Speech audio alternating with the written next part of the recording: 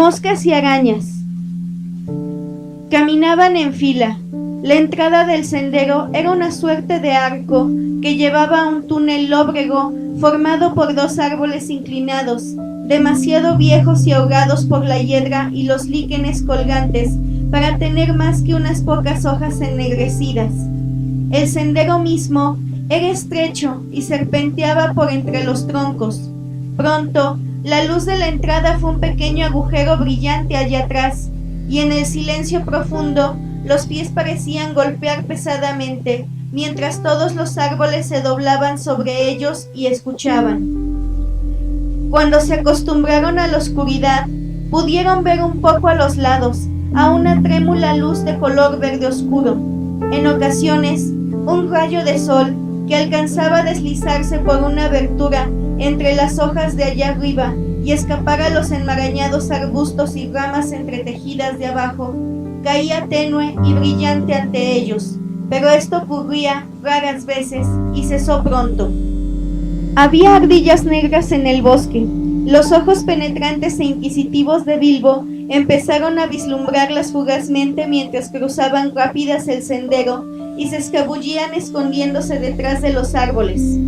Había también extraños ruidos, gruñidos, susurros, correteos en la maleza y entre las hojas que se amontonaban en algunos sitios del bosque, pero no conseguían ver qué causaba estos ruidos.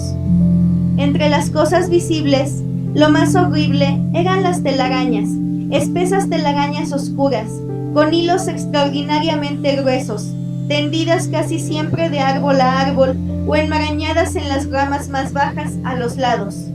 No había ninguna que cruzara el sendero, y no pudieron adivinar si esto era por encantamiento o por alguna otra razón. No transcurrió mucho tiempo antes que empezaran a odiar el bosque, tanto como habían odiado los túneles de los trasgos, e incluso tenían menos esperanzas de llegar a la salida. Pero no había otro remedio que seguir y seguir, aún después de sentir que no podrían dar un paso más si no veían el sol y el cielo, y de desear que el viento les soplara en las caras. El aire no se movía bajo el techo del bosque, eternamente quieto, sofocante y oscuro. Hasta los mismos enanos lo sentían así, ellos que estaban acostumbrados a excavar túneles y a pasar largas temporadas apartados de la luz del sol. Pero el hobbit, a quien le gustaban los agujeros para hacer casas y no para pasar los días de verano, sentía que se asfixiaba poco a poco. Las noches eran lo peor. Entonces se ponía oscuro como el carbón, no lo que vosotros llamáis negro carbón, sino realmente oscuro, tan negro que de verdad no se podía ver nada. Bilbo movía la mano delante de la nariz, intentando en vano distinguir algo. Bueno, quizá no es totalmente cierto decir que no veían nada. Veían ojos. Dormían todos muy juntos y se turnaban en la vigilia. Cuando le tocaba a Bilbo, veía destellos alrededor y a veces pares de ojos verdes, rojos o amarillos se clavaban en él desde muy cerca y luego se desvanecían y desaparecían lentamente y empezaban a brillar en otra parte. De vez en cuando destellaban en las ramas bajas que estaban justamente sobre él, y eso era lo más terrorífico. Pero los ojos que menos le agradaban eran unos que parecían pálidos y bulbosos, ojos de insecto, pensaba, no ojos de animales, pero demasiado grandes. Aunque no hacía aún mucho frío, trataron de encender unos fuegos, pero desistieron pronto. Parecían atraer cientos y cientos de ojos alrededor, pero esas criaturas, fuesen las que fuesen, tenían cuidado de no mostrar sus cuerpos a la luz trémula de las brasas. Peor aún, atraían a miles y miles de fanelas grises, oscuras y negras, algunas casi tan grandes como vuestras manos, que revoloteaban y les zumbaban en los oídos. No fueron capaces de soportarlo, ni a los grandes murciélagos, negros como sombreros de copa, así que pronto dejaron de encender fuegos y dormitaban envueltos en una enorme y extraña oscuridad. Todo esto duró lo que al hobbit parecieron siglos y siglos. Siempre tenía hambre, pues cuidaban sobremanera las provisiones. Aún así, A medida que los días seguían a los días y el bosque parecía siempre el mismo, empezaron a sentirse ansiosos. La comida no duraría siempre, de hecho, empezaba a escasear. Intentaron cazar alguna ardilla y desperdiciaron muchas flechas antes de derribar una en el sendero. Cuando la asaron, tenía un gusto horrible y no cazaron más. Estaban sedientos también, ninguno llevaba mucha agua y en todo el trayecto no habían visto manantiales ni arroyos. Así estaban cuando un día descubrieron que una corriente de agua interrumpía el sendero, rápida y alborotada, pero no demasiado ancha. Fluía cruzando el camino y era negra, o así parecía en la oscuridad. Fue bueno que Beón les hubiese prevenido contra ella, o hubieran bebido y llenado alguno de los ordes vacíos en la orilla, sin preocuparse por el color. Así que solo pensaron en cómo atravesarla sin mojarse. Allí había habido un puente de madera, pero se había podrido con el tiempo y había caído al agua, dejando solo los postes quebrados cerca de la orilla. Bilbo, arrodillándose en la ribera, miró adelante con atención y gritó: «Hay un bote en la otra orilla. ¿Por qué no pudo haber estado aquí?» «¿A qué distancia crees que está?», preguntó Thorin, pues entonces ya sabían que entre todos ellos Bilbo tenía la vista más penetrante. «No muy lejos. No, me parece que mucho más de 12 yardas». «¿12 yardas? Yo hubiera pensado que eran unas 30 por lo menos, pero mis ojos ya no ven tan bien como hace 100 años. Aún así, 12 yardas es tanto como una milla. No podemos saltar por encima del río y no nos atrevemos a vadearlo o nadar.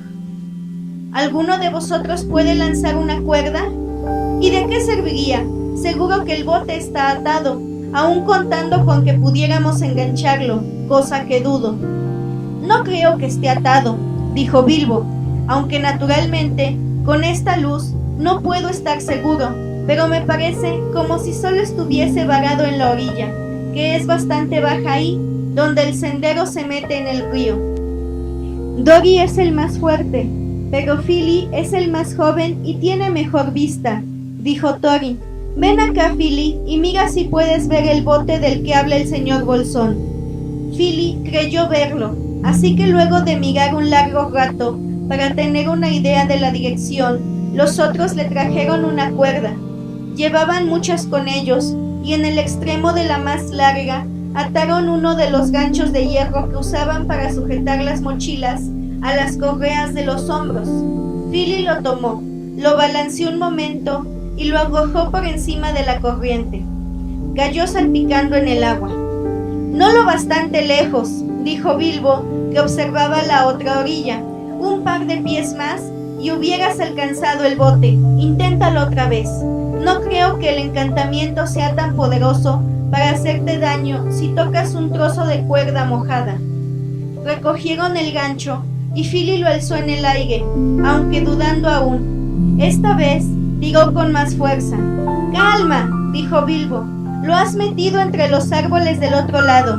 Retíralo lentamente».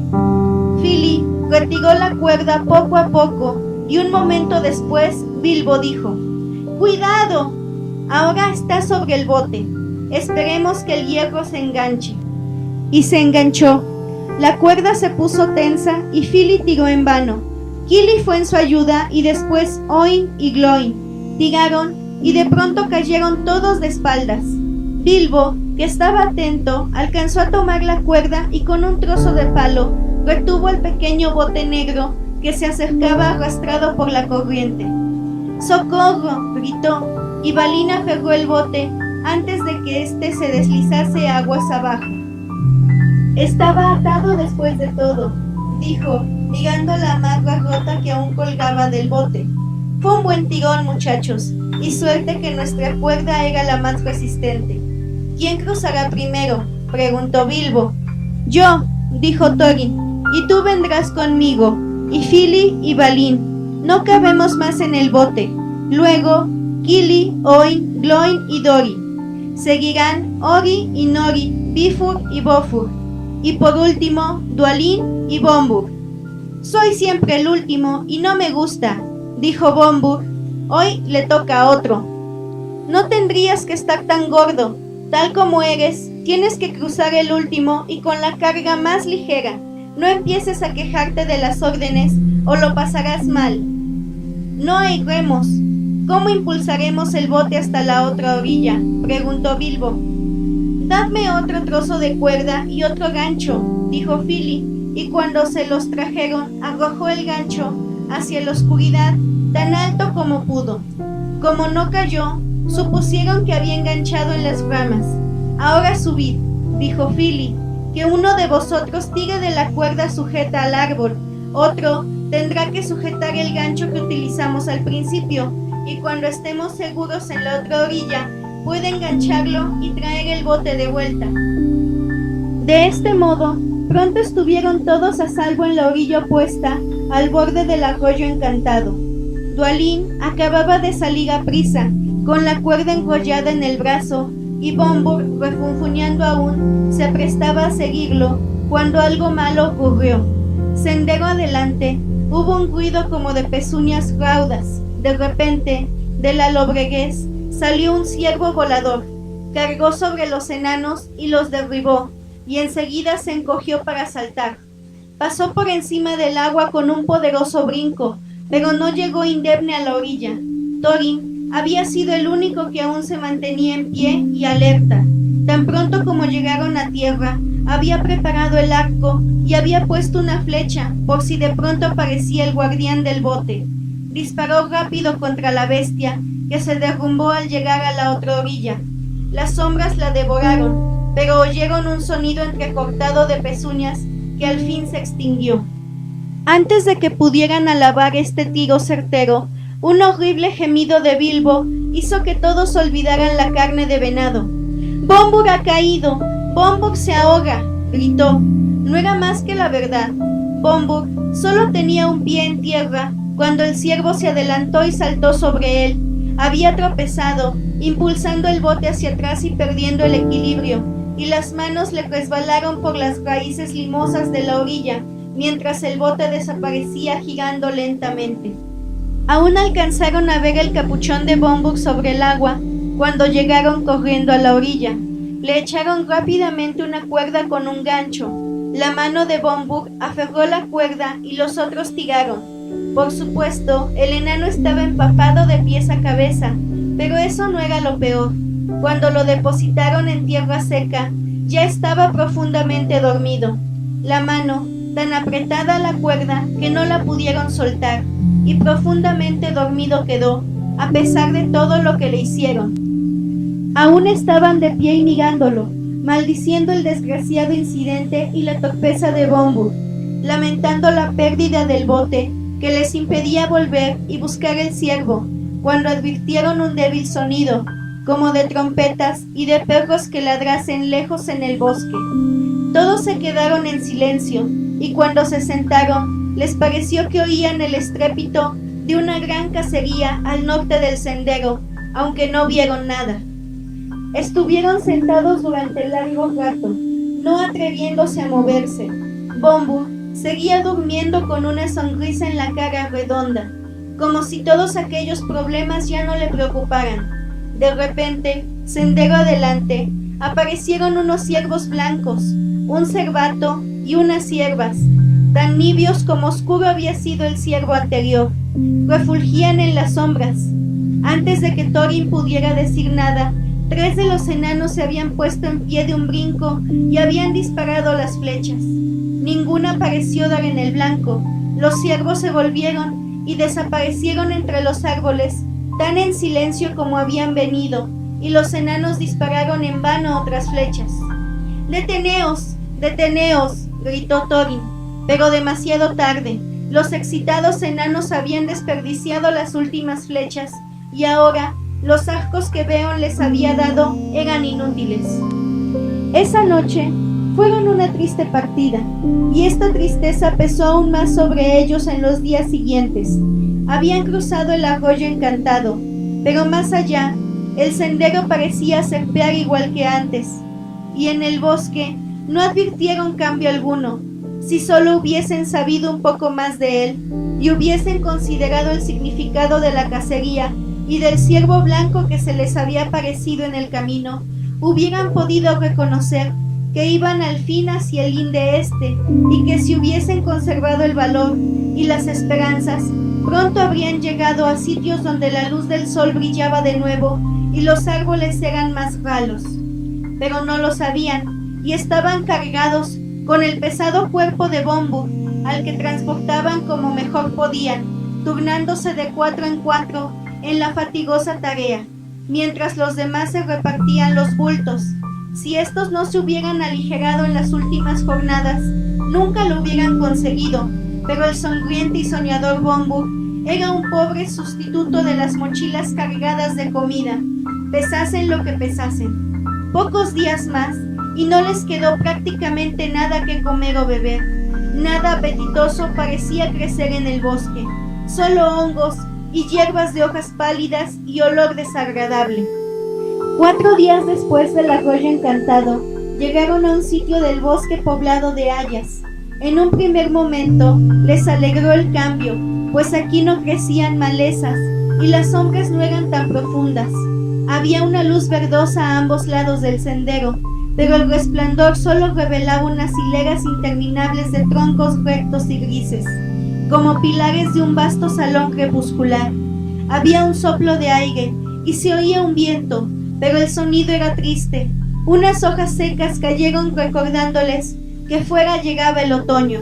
Arrastraban los pies por entre las hojas muertas de otros otoños incontables, que en montones llegaban al sendero desde la alfombra granate del bosque. Bombur dormía aún, y ellos estaban muy cansados. A veces oían una risa inquietante, y a veces también un canto a lo lejos. La risa era risa de voces armoniosas, no de trasgos, y el canto era hermoso, pero sonaba misterioso y extraño, y en vez de sentirse reconfortados, se dieron prisa por dejar aquellos parajes con las fuerzas que les restaban. 2 días más tarde, descubrieron que el sendero descendía, y antes de mucho tiempo salieron a un valle en el que crecían unos grandes robles. «Es que nunca va a terminar este bosque maldito», dijo Thorin. «Alguien tiene que trepar un árbol y ver si se puede sacar la cabeza por el tejado y echar un vistazo alrededor. Hay que escoger el árbol más alto que se incline sobre el sendero». Por supuesto, alguien quería decir Bilbo. Lo eligieron porque para que el intento sirviera de algo, quien trepase necesitaría sacar la cabeza por entre las hojas más altas, y por tanto tenía que ser liviano para que las ramas delgadas pudieran sostenerlo. El pobre señor Bolsón nunca había tenido mucha práctica en trepar a los árboles, pero los otros lo alzaron hasta las ramas más bajas de un roble enorme que crecía justo al lado del sendero, y allá tuvo que subir lo mejor que pudo. Se abrió camino por entre las pequeñas ramas enmarañadas, con más de un golpe en los ojos. Se manchó de verde y se ensució con la corteza vieja de las ramas más grandes. Más de una vez resbaló y consiguió sostenerse en el último momento. Por fin, tras un terrible esfuerzo, en un sitio difícil, donde no parecía haber ninguna rama adecuada, llegó cerca de la cima. Todo el tiempo se estuvo preguntando si habría arañas en el árbol y cómo iba a bajar, excepto cayendo. Al fin, sacó la cabeza por encima del techo de hojas y, en efecto, encontró arañas, pero eran pequeñas, de tamaño corriente, y solo les interesaban las mariposas. Los ojos de Bilbo casi se enceguecieron con la luz. Oía a los enanos que le gritaban desde abajo, pero no podía responderles, solo aferrarse a las ramas y parpadear. El sol brillaba resplandeciente y pasó largo rato antes que pudiera soportarlo. Cuando lo consiguió, vio a su alrededor un mar verde oscuro, rizado aquí y allá por la brisa, y por todas partes cientos de mariposas. Supongo que eran una especie de emperador púrpura, una mariposa aficionada a las alturas de las robledas. Pero no eran nada más purpúreas, sino muy oscuras, de un negro aterciopelado, sin que se les pudiese ver ninguna marca. observó al emperador Negra durante largo rato y disfrutó sintiendo la brisa en el cabello y la cara, pero los gritos de los enanos, que ahora estaban impacientes y pateaban el suelo allá abajo, le recordaron al fin a qué había venido. De nada le sirvió. Miró con atención alrededor, tanto como pudo, y no vio que los árboles o las hojas terminasen en alguna parte. El corazón se le había aligerado viendo el sol y sintiendo el soplo del viento. Le pesaba en el pecho. No había comida que llevar allá abajo. Realmente, como os he dicho, no estaban muy lejos del linde del bosque, y si Bilbo hubiera sido más perspicaz, habría entendido que el árbol al que había trepado, aunque alto, estaba casi en lo más hondo de un valle extenso. Mirando desde la copa, los otros árboles parecían crecer todo alrededor, como los bordes de un gran tazón, y Bilbo no podía ver hasta dónde se extendía el bosque. Sin embargo, no se dio cuenta de esto, y descendió al fin desesperado, cubierto de arañazos, sofocado y miserable, y no vio nada en la oscuridad de abajo. Cuando llegó allí, las malas nuevas pronto pusieron a los otros tan tristes como a él. El bosque sigue y sigue en todas direcciones. ¿Qué haremos? ¿Y qué sentido tiene enviar un hobbit? Gritaban como si Bilbo fuese el culpable.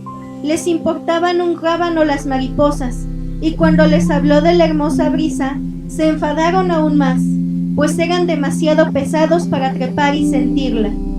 Aquella noche tomaron las últimas sobras y migajas de comida, y cuando a la mañana siguiente despertaron, advirtieron ante todo que estaban rabiosamente hambrientos, y luego que llovía, y que las gotas caían pesadamente aquí y allá sobre el suelo del bosque.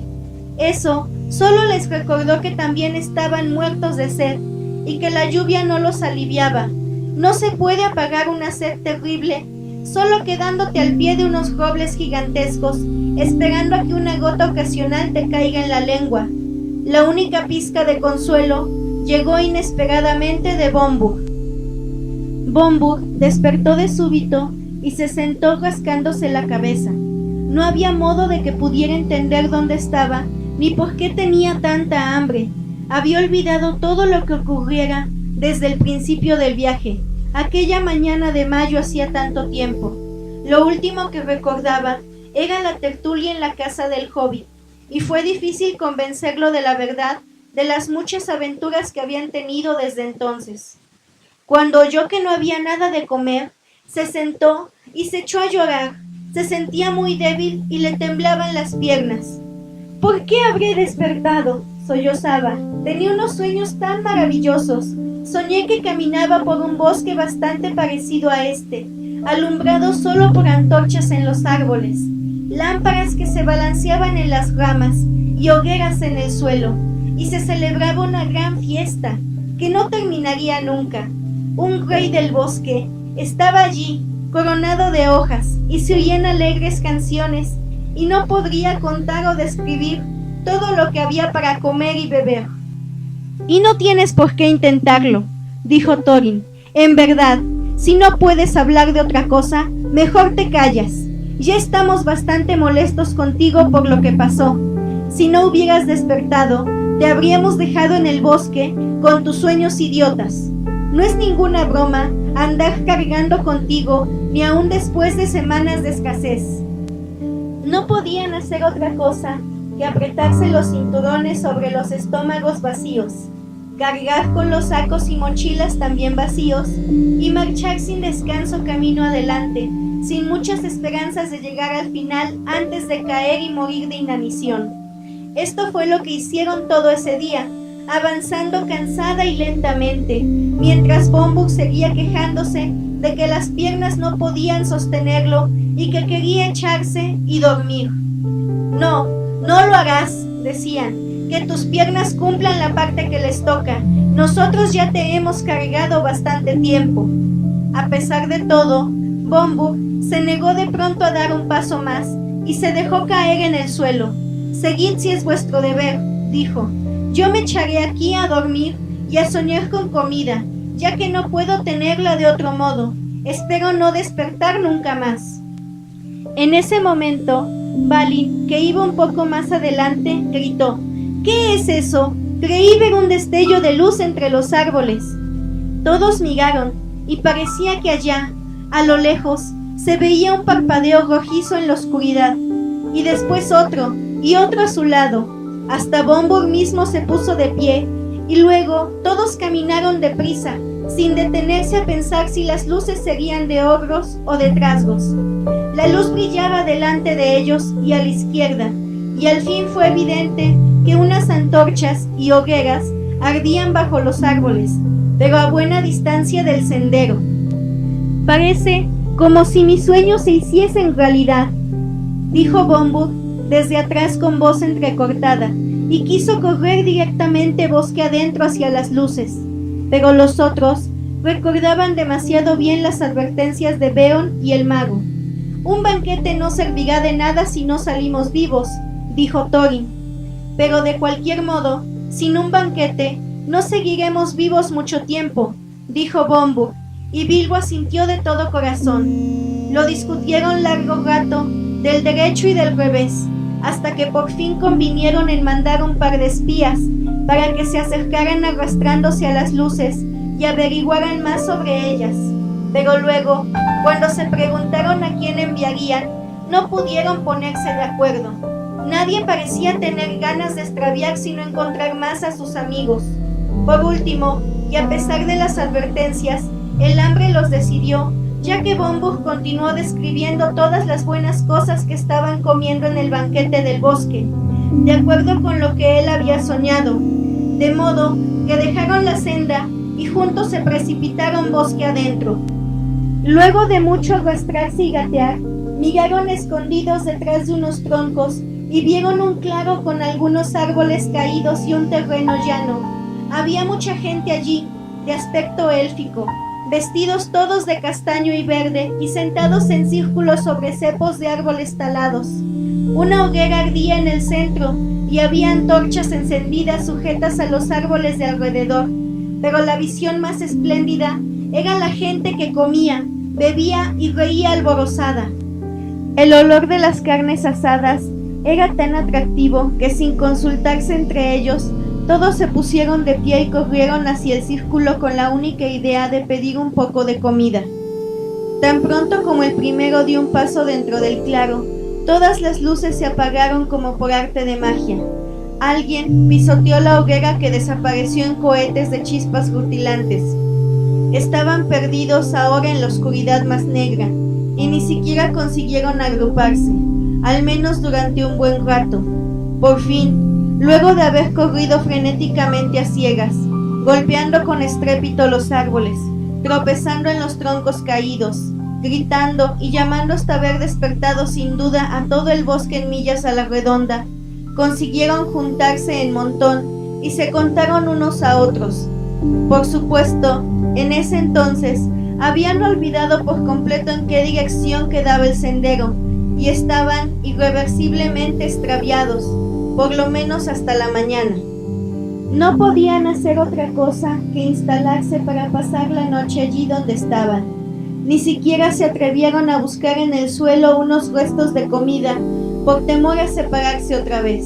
Pero no llevaban mucho tiempo echados y Bilbo solo estaba adormecido cuando Dori, a quien le había tocado el primer turno de guardia, dijo con un fuerte susurro: «Las luces aparecen de nuevo allá, y ahora son más numerosas». Todos se incorporaron de un salto. Allá, sin ninguna duda, parpadeaban no muy lejos unas luces, y se oían claramente voces y risas. Se arrastraron hacia ellas en fila, cada uno tocando la espalda del que iba delante. Cuando se acercaron, Thorin dijo: «Que nadie se apresure ahora, que ninguno se deje ver hasta que yo lo diga. Enviaré primero al señor Bolsón para que les hable. No los asustará». «¿Y qué me pasará a mí?», pensó Bilbo. «Y de todos modos, no creo que le hagan nada malo». Cuando llegaron al borde del círculo de luz, empujaron de repente a Bilbo por detrás. Antes que tuviera tiempo de ponerse el anillo, Bilbo avanzó tambaleándose a la luz del fuego y las antorchas. De nada sirvió. otra vez se apagaron las luces y cayó la oscuridad. Si había sido difícil reunirse antes, ahora fue mucho peor, y no podían dar con el hobbit. Todas las veces que contaron eran siempre 13. Gritaron y llamaron: ¡Bilbo Bolsón! ¡Hobbit! ¡Tú, maldito hobbit! Hobbit malhadado! ¿Dónde estás? Iban a abandonar toda esperanza cuando Dori dio con él por casualidad. Cayó sobre lo que creyó un tronco y se encontró con que era el hobbit acurrucado y profundamente dormido. Después de mucho zarandearlo, consiguieron que despertase y Bilbo no pareció muy contento. Tenía un sueño tan maravilloso, gruñó, todos participando de la más espléndida cena. Cielos, está como Bombur, dijeron. No nos hables de cenas, las cenas soñadas de nada sirven y no podemos compartirlas. No hay nada mejor a mi alcance en este desagradable lugar, murmuró Bilbo, mientras se echaba otra vez al lado de los enanos e intentaba volver a dormir y tener de nuevo aquel sueño. Pero no fue la última vez que vieron luces en el bosque. Más tarde, cuando ya la noche tenía que haber envejecido, Kili, que estaba entonces de guardia, vino y los despertó a todos. Ha aparecido un gran resplandor no muy lejos, dijo. Cientos de antorchas y muchas hogueras han sido encendidas de repente y por arte de magia. Escuchad el canto y las arpas. Luego de quedarse un rato echados y escuchando, descubrieron que no podían resistir el deseo de acercarse y tratar una vez más de conseguir ayuda. Todos se incorporaron y esta vez el resultado fue desastroso. El banquete que vieron entonces era más grande y magnífico que antes.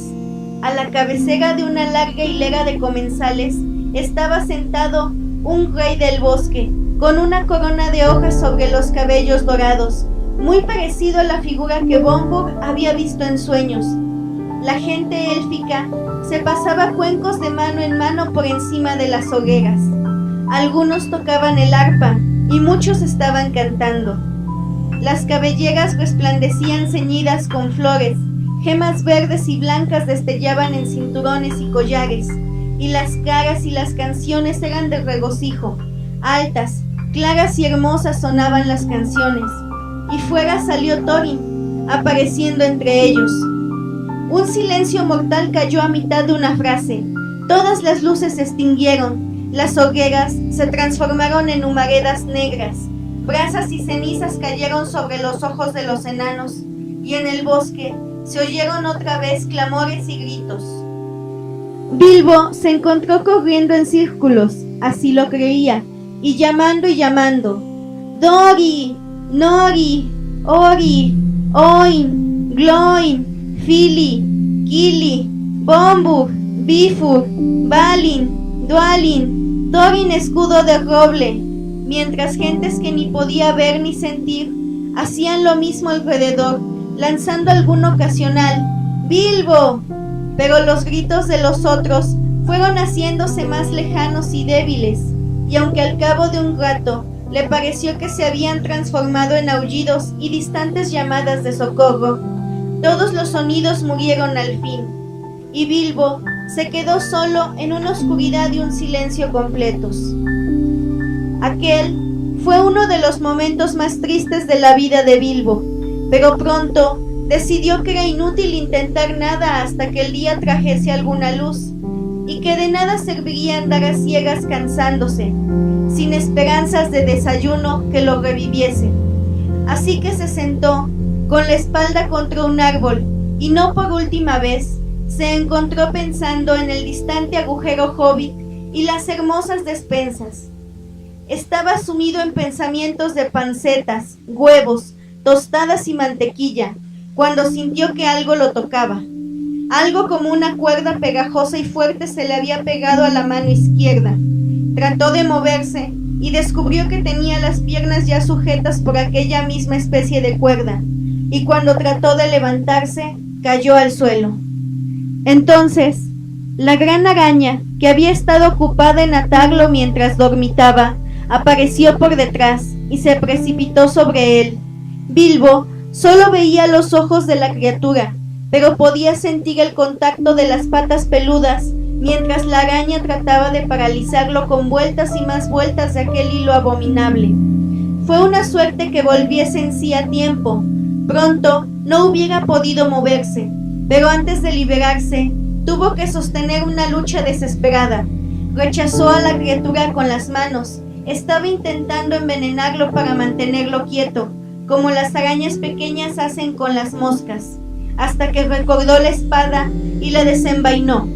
La araña dio un salto atrás y Bilbo tuvo tiempo para cortar las ataduras de las piernas.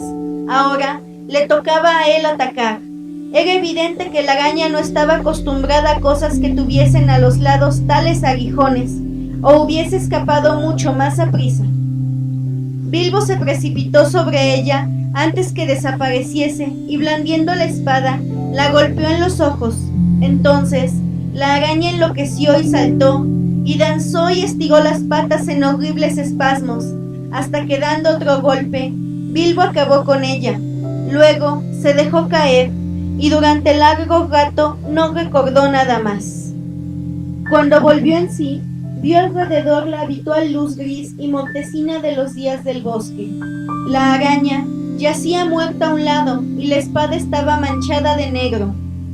Por alguna razón, matar a la araña gigante, él, totalmente solo, en la oscuridad, sin ayuda del mago o de los enanos, o de cualquier otra criatura, fue muy importante para el señor Bolsón. Se sentía una persona diferente, mucho más audaz y fiera, a pesar del estómago vacío, mientras limpiaba la espada en la hierba y la devolvía a la vaina. «Te daré un nombre», le dijo a la espada. «Te llamaré Aguijón». Luego se dispuso a explorar. El bosque estaba oscuro y silencioso, pero antes que nada tenía que buscar a sus amigos, como era obvio. Quizá no estuviesen lejos, a menos que unos trasgos o algo peor los hubieran capturado. A Bilbo no le parecía sensato ponerse a gritar, y durante un rato estuvo preguntándose de qué lado correría el sendero y en qué dirección tendría que ir para buscar a los enanos. «Oh, ¿por qué no habremos tenido en cuenta los consejos de Beorn y Gandalf?», se lamentaba. «¿En qué enredo nos hemos metido todos nosotros?» «¿Nosotros? Lo único que deseo es que fuésemos nosotros. Es horrible estar completamente solo». Por último, trató de recordar la dirección de donde habían venido los gritos de auxilio la noche anterior, y por suerte, había nacido con una buena provisión de suerte. Lo recordó bastante bien, como veréis enseguida. Habiéndose decidido, avanzó muy despacio, tan hábilmente como pudo. Los hobbits saben moverse en silencio, especialmente en los bosques, como ya os he dicho. Además, Bilbo se había puesto el anillo antes de ponerse en marcha, y fue por eso que las arañas no lo vieron ni oyeron cuando se acercaba. Se abrió paso sigilosamente durante un trecho, cuando vio delante una espesa sombra negra, negra aún para aquel bosque, como la sombra de una medianoche inmutable. Cuando se acercó, vio que la sombra era en realidad una confusión de telarañas superpuestas. Vio también, de repente, que unas arañas grandes y horribles estaban sentadas por encima de él en las ramas, y con anillo o sin anillo, tembló de miedo al pensar que quizá lo descubrieran.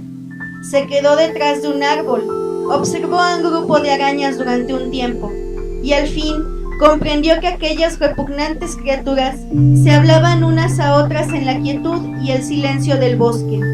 Las voces eran como leves crujidos y siseos, pero Bilbo pudo entender muchas de las palabras. Estaban hablando de los enanos. «Fue una lucha dura, pero valió la pena», dijo una. «En efecto, qué pieles asquerosas y gruesas tienen, pero apuesto a que dentro hay buenos jugos». «Sí, serán un buen bocado cuando hayan colgado un poco en la tela», dijo otra. «No los colguéis demasiado tiempo», dijo una tercera. «No están muy gordos. Yo diría que no se alimentaron muy bien últimamente». «Matadlos, os digo yo», siseó una cuarta. Matadlos ahora y colgadlos muertos durante un rato. Apostaría que ya están muertos, dijo la primera. No, no lo están. Acabo de ver a uno forcejeando, justo despertando de un hermoso sueño, diría yo. Os lo mostraré. Una de las arañas gordas corrió luego a lo largo de una cuerda hasta llegar a una docena de bultos que colgaban en hilera de las ramas altas. Bilbo los vio entonces por primera vez suspendidos en las sombras y descubrió horrorizado que el pie de un enano sobresalía del fondo de algunos bultos y aquí y allá la punta de una nariz o un trozo de barba o de un capuchón. La araña se acercó al más gordo de los bultos. Es el pobre viejo Bombur, apostaría, pensó Bilbo, y la araña pellizcó la nariz que asomaba. Dentro sonó un débil gañido y un pie salió disparado y golpeó fuerte y directamente a la araña. Aún quedaba vida en Bombur. Se oyó un ruido, como si hubieran pateado una pelota desinflada, y la araña enfurecida cayó del árbol, aferrándose a su propia cuerda en el último instante. Las otras rieron. Tenías bastante razón, la carne aún está viva y coleando. Bilbo vio que había llegado el momento de hacer algo. No podía llegar hasta donde estaban las bestias, ni tenía nada que tirarles. Pero mirando alrededor, vio que en lo que parecía el lecho de un arroyo seco, ahora había muchas piedras. Bilbo era un tirador de piedras bastante bueno, y no tardó mucho en encontrar una lisa y de forma de huevo que le cabía perfectamente en la mano. De niño, había tirado piedras a todo, hasta que las ardillas, los conejos y aún los pájaros se apartaban rápidos como el rayo en cuanto lo veían aparecer. Y de mayor, se había pasado también bastante tiempo arrojando tejos, dardos, bochas, boliches, bolos y practicando otros juegos tranquilos de puntería y tiro, aunque también podía hacer muchas otras cosas, aparte de anillos de humo, preguntar acertijos y cocinar, que no he tenido tiempo de contaros. Tampoco lo hay ahora. Mientras recogía piedras, la araña había llegado hasta Bombur, que pronto estaría muerto. En ese momento, Bilbo disparó.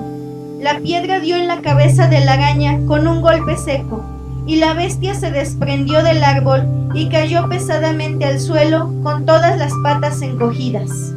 La piedra siguiente atravesó zumbando una telaraña y rompiendo las cuerdas. Derribó a la araña que estaba allí sentada. A esto siguió una gran conmoción en la colonia, y por un momento olvidaron a los enanos. Os lo aseguro, no podían ver a Bilbo, pero no les costó mucho descubrir de qué dirección venían las piedras. Rápidas como el rayo, se acercaron corriendo y balanceándose hacia el hobbit, tendiendo largas cuerdas alrededor, hasta que el aire pareció todo ocupado por trampas flotantes. Bilbo, de cualquier modo, se deslizó pronto hasta otro sitio. Se le ocurrió la idea de alejar más y más a las arañas de los enanos, si podía, y hacer que se sintieran perplejas, excitadas y enojadas, todo a la vez.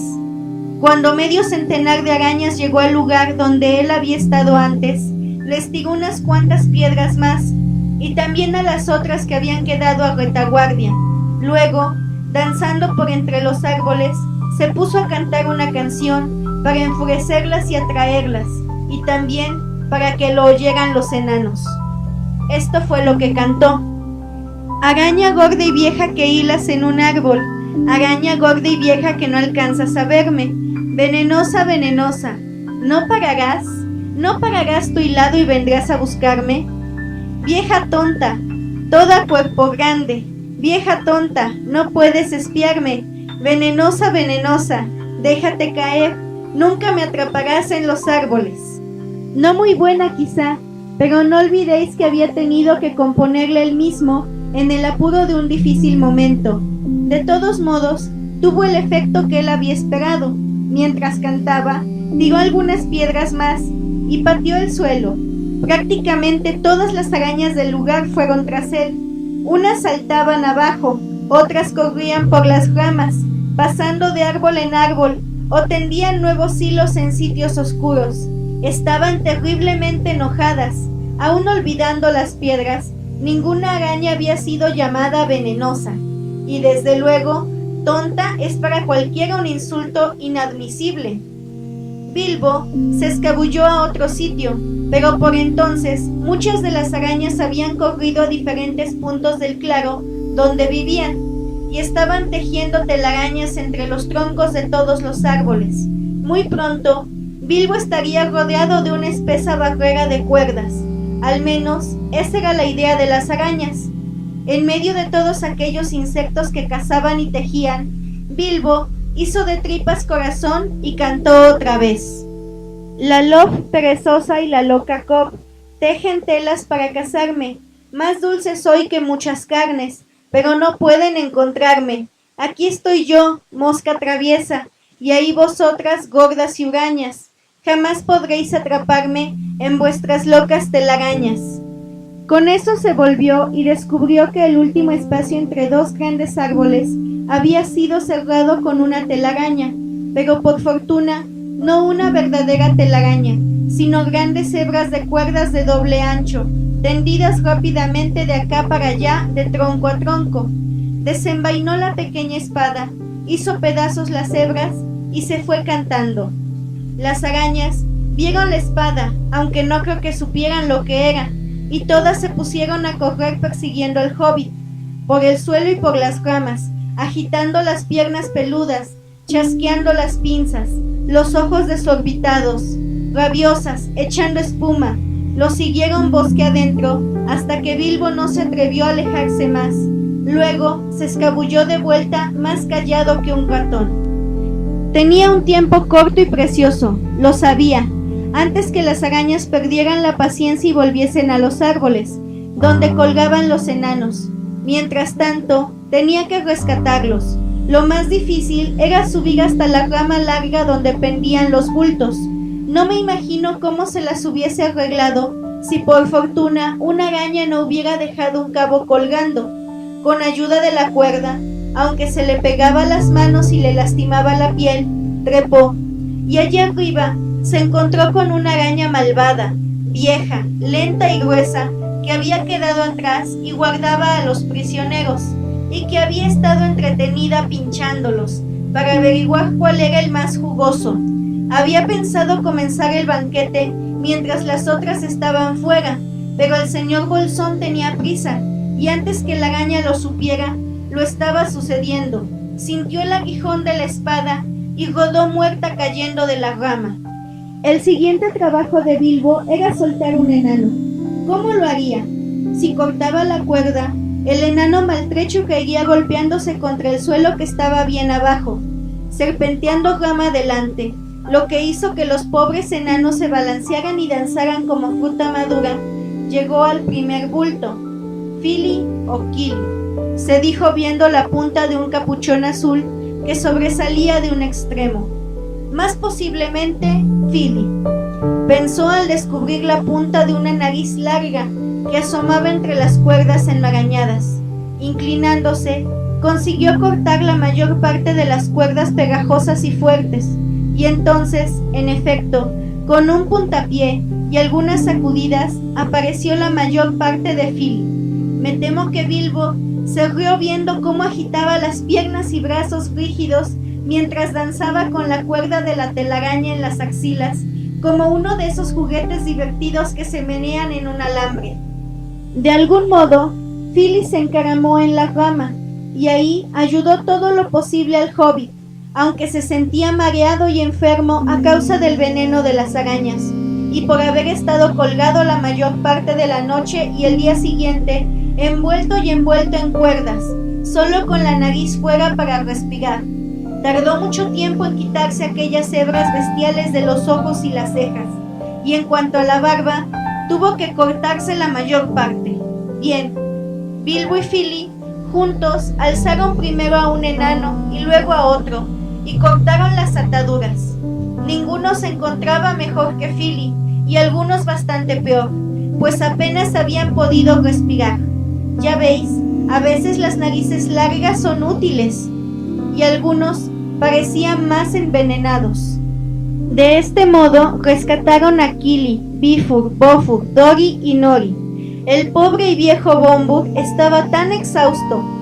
Era el más gordo y lo habían pinchado y pellizcado constantemente, que rodó de la rama y plaf, cayó al suelo, por fortuna sobre unas hojas, y quedó allí tendido. Pero aún había 5 enanos que colgaban del extremo de la rama, cuando las arañas comenzaron a volver más rabiosas que nunca. Bilbo fue inmediatamente hasta el sitio en que la rama nacía del tronco y mantuvo a raya a las arañas que subían trepando. Se había quitado el anillo cuando rescató a Fili y había olvidado ponérselo de nuevo, y ahora todas ellas farfullaban y siseaban. «Ya te vemos, asquerosa criatura, te comeremos y solo te dejaremos la piel y los huesos colgando de un árbol. Ah, tiene un aguijón, ¿verdad? Bueno, de todas maneras lo atraparemos y colgaremos cabeza abajo durante un día o 2. Mientras, los enanos trabajaban en el resto de los cautivos y cortaban los hilos. Pronto liberarían a todos, aunque no estaba claro qué ocurriría después. Las arañas los habían capturado sin muchas dificultades la noche anterior, pero sorprendiéndolos en la oscuridad. Esta vez parecía que iba a librarse una terrible batalla. De repente, Bilbo cayó en la cuenta de que algunas arañas se habían reunido alrededor del viejo Bombur, sobre el suelo. Lo habían atado otra vez y se lo estaban llevando a la rastra. Dio un grito y acuchilló a las bestias que tenía delante. Las arañas retrocedieron enseguida y Bilbo trepó y saltó desde el árbol, justo en medio de las que estaban en el suelo.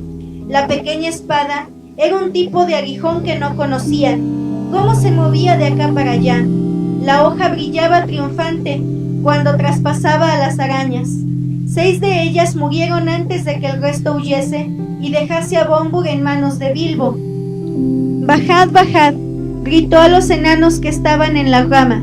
«No os quedéis ahí, os echarán las redes encima», pues veía que unas pocas arañas trepaban a los árboles vecinos, arrastrándose por las ramas sobre la cabeza de los enanos.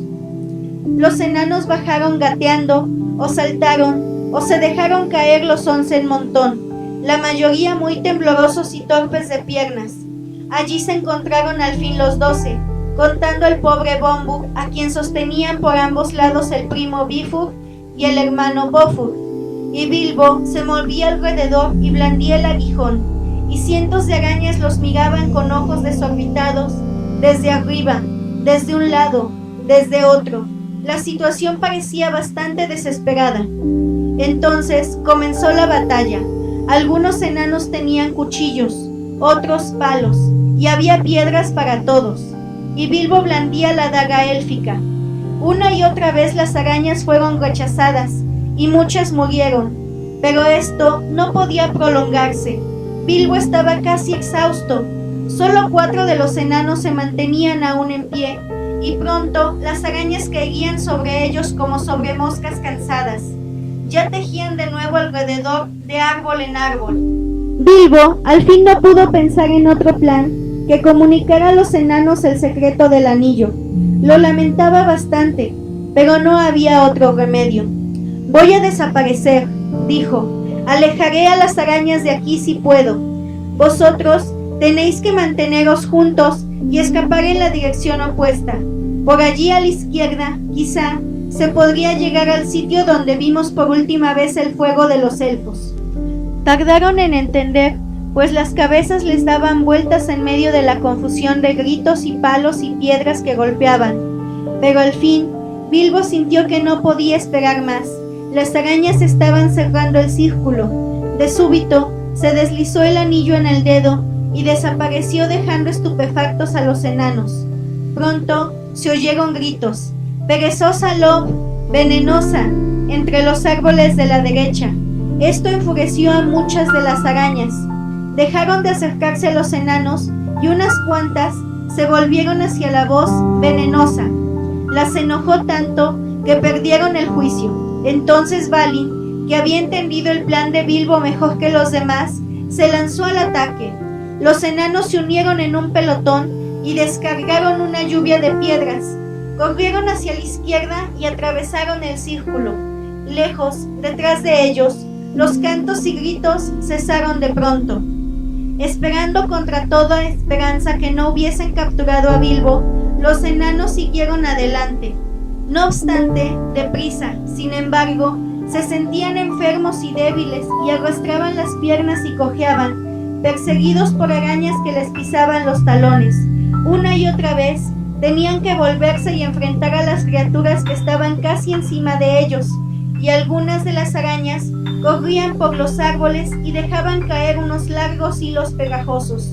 «Seguid, seguid», gritó, «yo seré quien clave el aguijón». Y así ocurrió. Se movía adelante y atrás, rasgando los hilos de las arañas, cortándoles las patas y acuchillándoles los cuerpos gordos si se acercaban demasiado. Las arañas se hinchaban de rabia y farfullaban y espumajeaban y siseaban horribles maldiciones, pero ahora tenían un miedo mortal al aguijón y no se atrevían a acercarse. Así, mientras maldecían, la presa se les escapaba lenta e inexorablemente. Era una situación horrible y parecía durar horas, pero al fin, cuando Bilbo sentía que ya no tenía fuerzas para levantar la mano y asestar otro golpe, de pronto abandonaron la persecución y no lo siguieron más, y volvieron decepcionadas a la tenebrosa colonia. Entonces, los enanos se dieron cuenta de que habían llegado al círculo en que habían ardido los fuegos de los elfos. No podían saber si eran unos de los fuegos que habían visto la noche anterior, pero parecía que algún encantamiento bienhechor persistía en estos sitios, que a las arañas no les gustaban. De cualquier modo, la luz era más verde, los arbustos menos espesos y amenazadores, y ahora podían descansar y recobrar el aliento.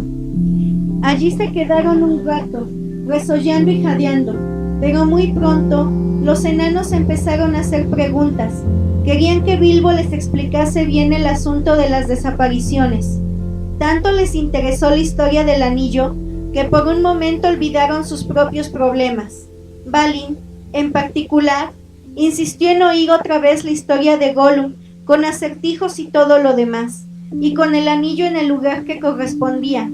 Pero al cabo de un tiempo, la luz comenzó a declinar y se hicieron otras preguntas. ¿Dónde estaban y por dónde corría el camino? ¿Dónde habría comida y qué harían ahora?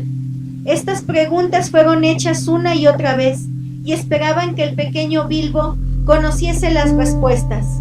Por lo que podéis ver, habían cambiado mucho de opinión con respecto al señor Bolsón y ahora lo respetaban de veras, tal y como había dicho Gandalf.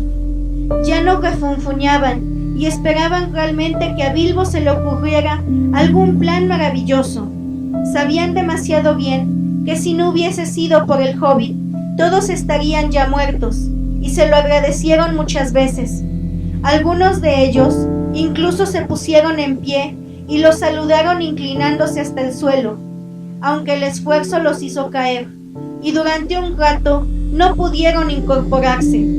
Saber la verdad sobre las desapariciones no disminuyó de ningún modo la opinión que Bilbo se merecía, pues entendieron que tenía ingenio y también suerte y un anillo mágico, y las tres cosas eran bienes muy útiles.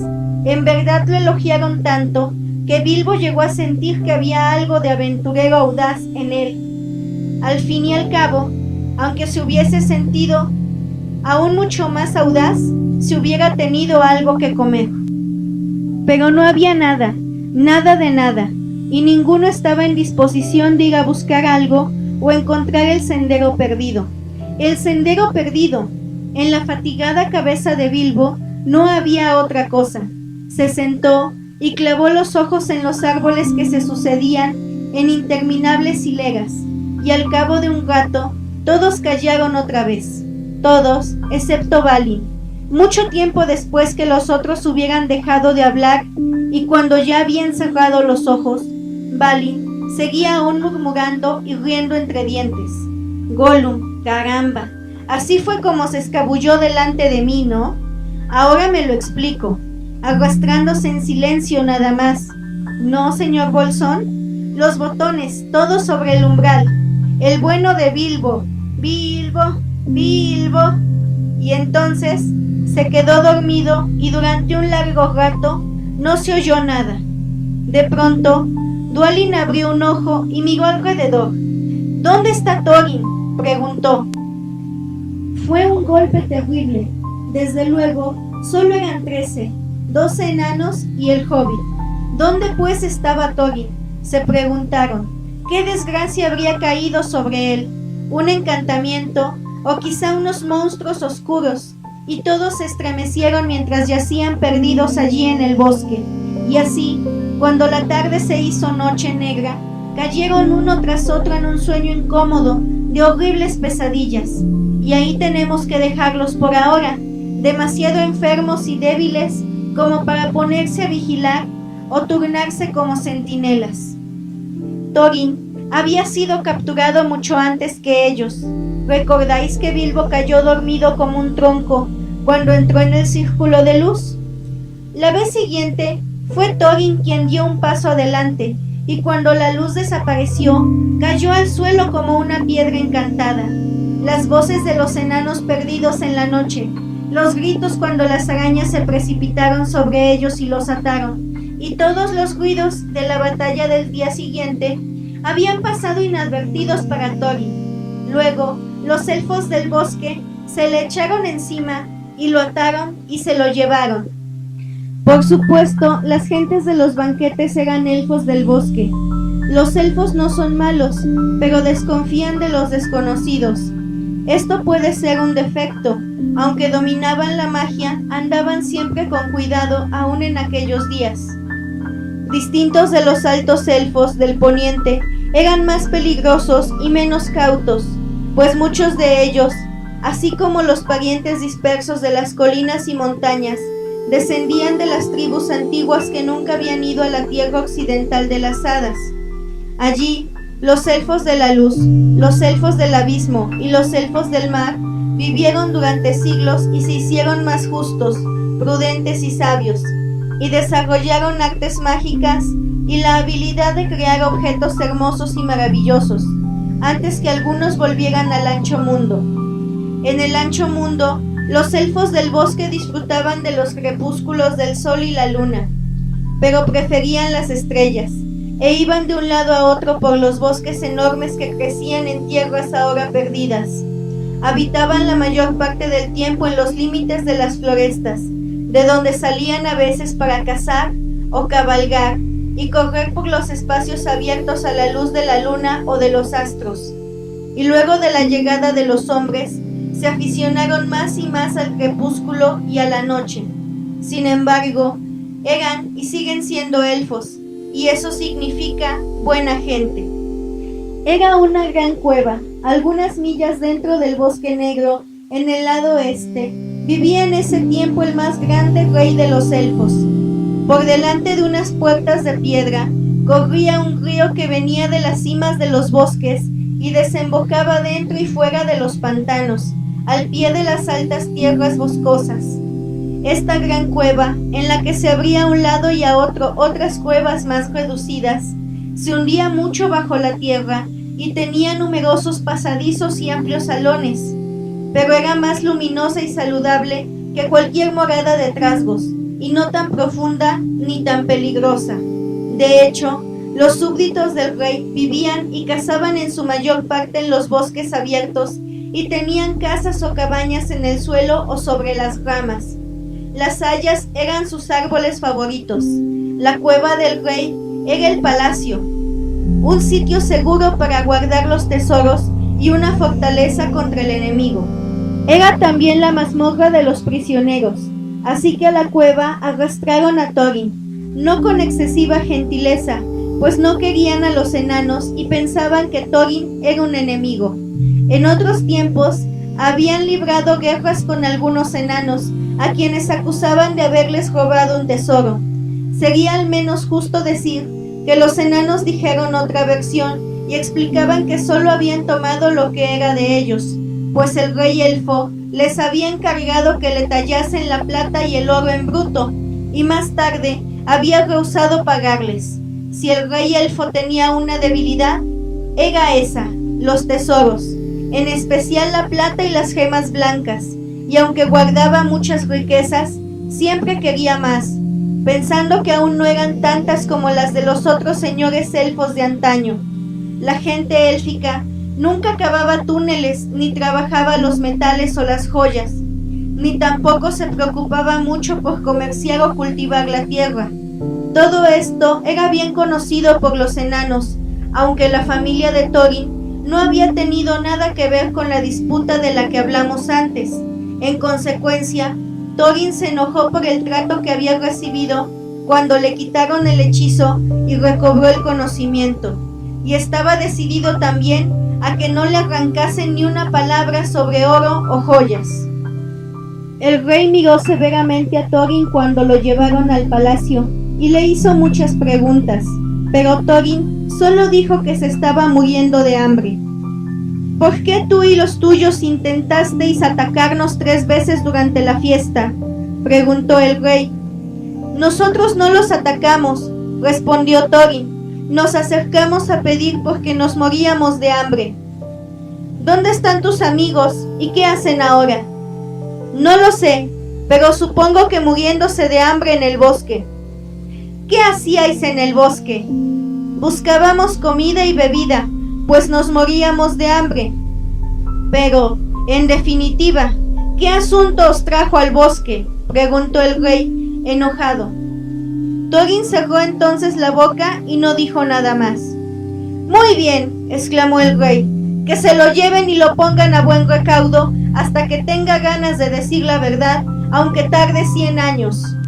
Entonces los elfos lo ataron con correas y lo encerraron en una de las cuevas más interiores de sólidas puertas de madera y lo dejaron allí. Le dieron buena comida y bebida en abundancia, pues los elfos no eran trasgos y se comportaban de modo razonable con los enemigos que capturaban, aun con los peores. Las arañas gigantes eran las únicas cosas vivientes con las que no tenían misericordia. Allí, en la mazmorra del rey, quedó el pobre Thorin, y luego de haber dado gracias por el pan, la carne y el agua, empezó a preguntarse qué habría sido de sus infortunados amigos. No tardó mucho en saberlo, pero esto es parte del capítulo siguiente y el comienzo de una nueva aventura en la que el hobbit muestra otra vez su utilidad.